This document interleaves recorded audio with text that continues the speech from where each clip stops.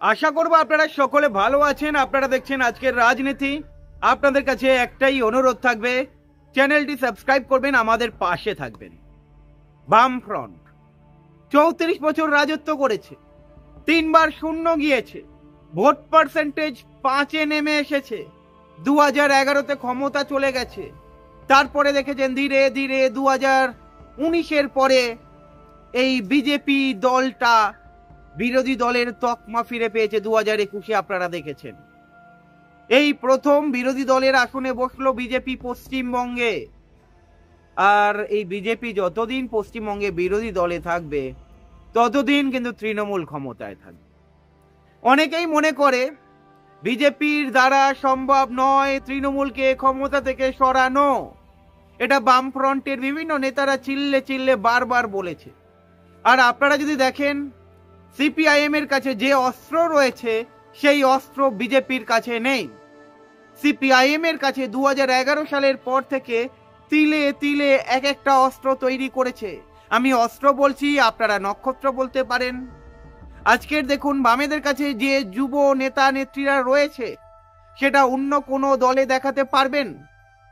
বাম ফ্রন্টের কাছে 2011 সালের পরে যে এক ঝাঁক তরুণ তরুণী যুবক নেতা নেত্রীরা এসেছে সেটা অন্য কোনো দলে আসেনি। এটা একটা পজিটিভ সাইন। মীনাক্ষী মুখার্জির মতো তরুণ নেতা নেত্রী সামনে এসেছে। আপনারা দেখেছেন দীপশিতা ধর, আপনারা দেখেছেন সৃজন ভট্টাচার্য, আপনারা দেখেছেন প্রতীকুর রহমান, আপনারা দেখেছেন শতরূপ ঘোষ। আরো অনেক লিডার রয়েছে, অনেক জেলায় ছড়িয়ে রয়েছে। যে কটা জেলা রয়েছে আরো অনেক লিডার ছড়িয়ে রয়েছে।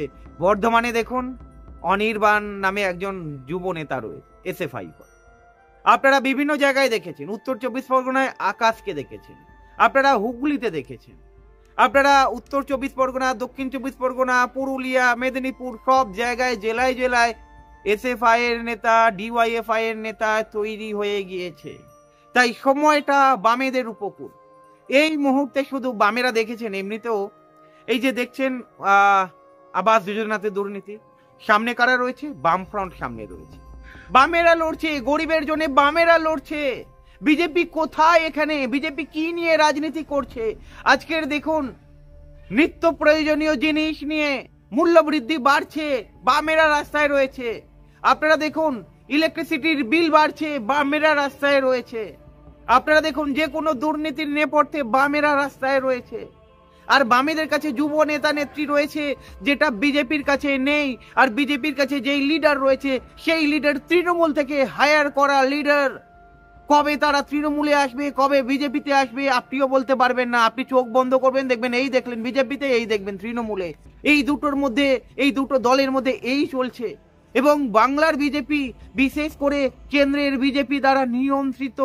বাংলার বিজেপির হাতে কোনো ক্ষমতা নেই। বাংলার বিজেপি কেন্দ্রের বিজেপির কাঠপুতুল। আপনারা মনে করুন বা না করুন, এইটাই বাস্তব। অ্যাকচুয়ালি এই বিজেপি চায় পশ্চিমবঙ্গ থেকে সিপিআইএম নামটা তুলে দিতে। এটাতে সুবিধা হবে আখেরে এই দুটো দলে। তৃণমূলও জানে বিজেপিকে বিরোধী দলে থাকতে হবে, বিরোধী দলে রাখতে হবে। আর বিরোধী দলে যদি বিজেপি থাকে তাহলে তো সোনায় সোহাগা, তৃণমূল ক্ষমতায় থাকবে। তাই এই শূন্য বাম, যেই বামের ভোট পার্সেন্টেজ 5% চলে এসেছে, যেই বাম পরপর হ্যাট্রিক করেছে, এই বাম দেখুন একটা ঐক্য গড়ে তোলার চেষ্টা করছে। তখনও দেখুন আক্রমণ, আইএসএফ এর সঙ্গে জোট করেছে আক্রমণ। আপনারা জানেন আইএসএফ এর জন্মলগ্ন 2021 সাল থেকে বামেদের সঙ্গে হাত ধরে আসছে। শুধু 2024-এ বামেদের সঙ্গে আন্ডারস্ট্যান্ডিং হয়নি, আবার উপনির্বাচনে হয়েছে। সামনের বিধানসভাতেও দেখবেন আপনারা আইএসএফ এর সঙ্গে জোট হবে। এই জোটটাকে মানুষকে, যাতে মানুষের মধ্যে যেন দাগ না কাটতে পারে, তার জন্য আপ্রাণ চেষ্টা করে চলেছে এই জোটটাকে ভাঙার জন্য। অ্যাকচুয়ালি বামেদের কাছে যে তরুণ লিডাররা রয়েছে, যে নতুন প্রজন্মের লিডাররা এসেছে, এই লিডারদের ভয় পাচ্ছে বিজেপি, এই লিডারদের ভয় পাচ্ছে তৃণমূল। কারণ আগামী দিনের ভবিষ্যৎ মানুষ বেশি দিনের জন্য তৃণমূল বা বিজেপি করবে না। এরা জানে বাংলায় বামফ্রন্টকে কতটা প্রয়োজন রয়েছে। পশ্চিমবঙ্গ এমন একটা জায়গা সেখানে হিন্দু, মুসলিম, অন্যান্য ধর্মের বাস রয়েছে। তাই এখানে সাম্প্রদায়িক দল এলেই সমস্যা। আর এই পশ্চিমবঙ্গে দরকার সিপিআইএম, বামফ্রন্ট, বাম ঐক্যের মতো একটা শক্তিশালী জোট, যেই জোটটা পশ্চিমবঙ্গে ক্ষমতায় আসবে, আর এইটাই চায় না।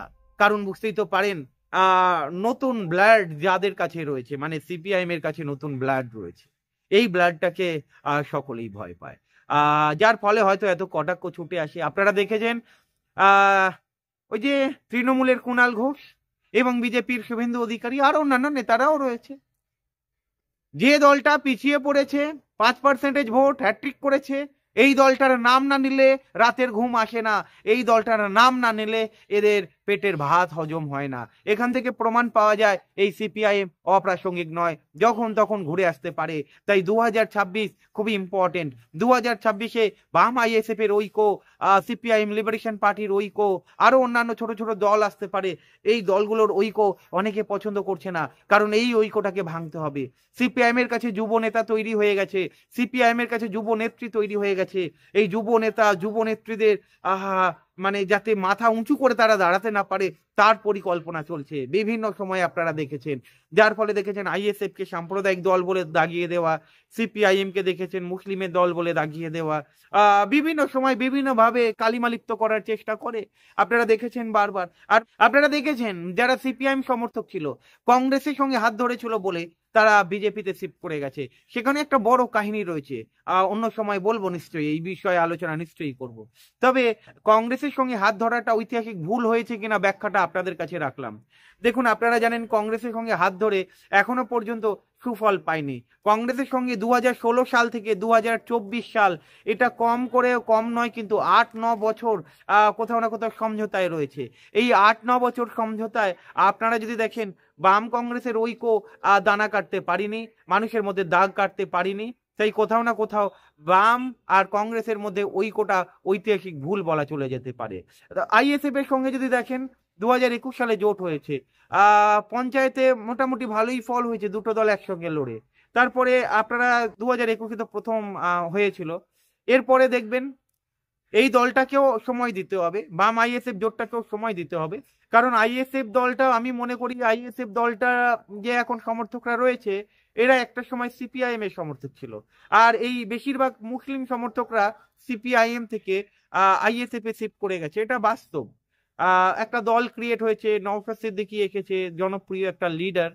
আর এখানে যদি দেখেন, এই কারণেই এক হতে দেবে না আইএসএফ এবং বামকে।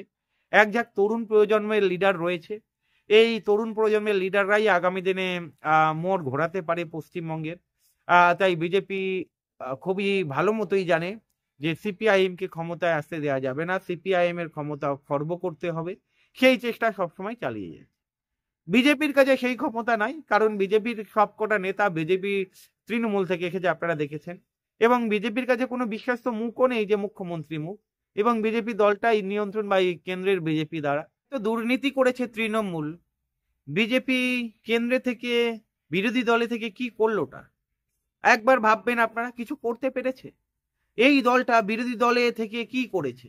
ক্ষমতায় আসার মতো জায়গা দখল করতে পেরেছে? বিশ্বাসযোগ্য লিডার তৈরি করতে পেরেছে? একটাও লিডার এমন নেই যে বুকে হাত দিয়ে বলতে পারবে না যে আগামী দিনে তারা তৃণমূলে যাবে না। এই দলটার নিজস্ব লিডার কটা তৈরি হয়েছে? আরএসএস কটা লিডার তৈরি করতে পেরেছে, কটা সামনে এসেছে আমি জানি না। প্রশ্ন রাখলাম, উত্তর দেবেন। ভালো থাকবেন।